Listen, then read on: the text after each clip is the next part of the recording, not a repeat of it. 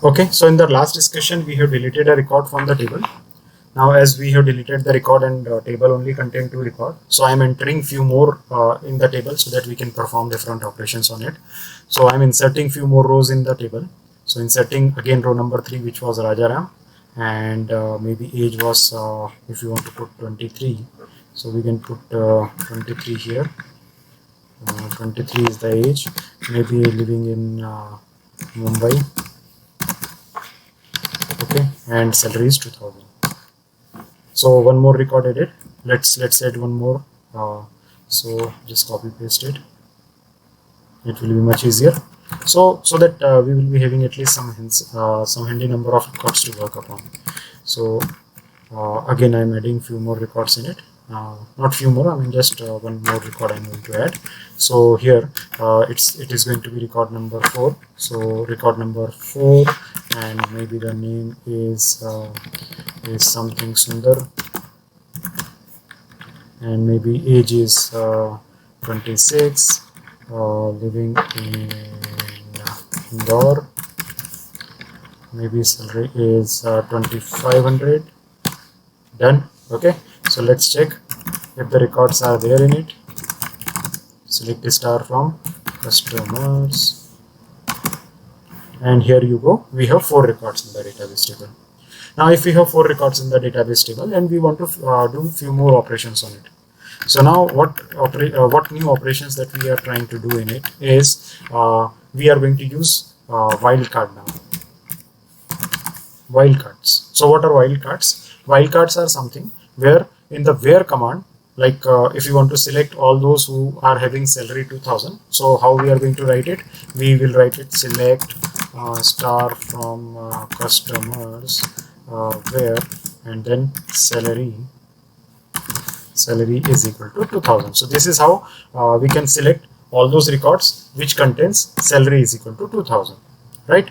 But what happened, many times we do not remember the exact value, or we do not know exact value, especially in case of name. So any name which starts from RA. So if you want to use, or if you want to select any name which starts from RA, then how you can do it? So if you want to do that, that is something pretty much can be done with the help of like. So you can use like instead of equal to. So salary like, and then you can use percentile.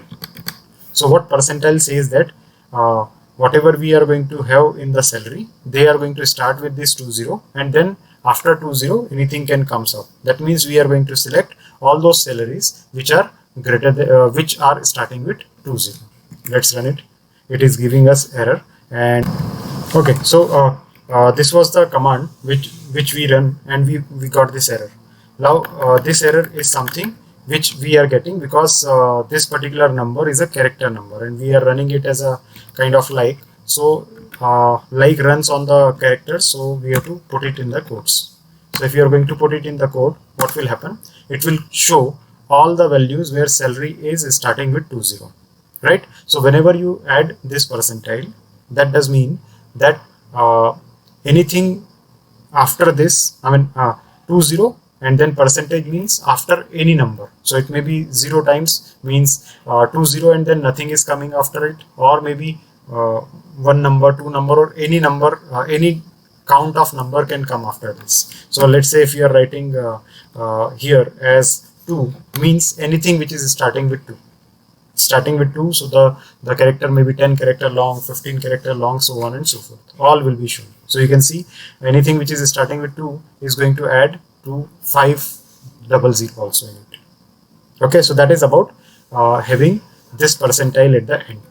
Similarly, if we are having percentile at the beginning also, that means we are saying that anything which, I mean the number which is starting with anything, the number which is starting with anything and ending with anything, but it contains 0 somewhere.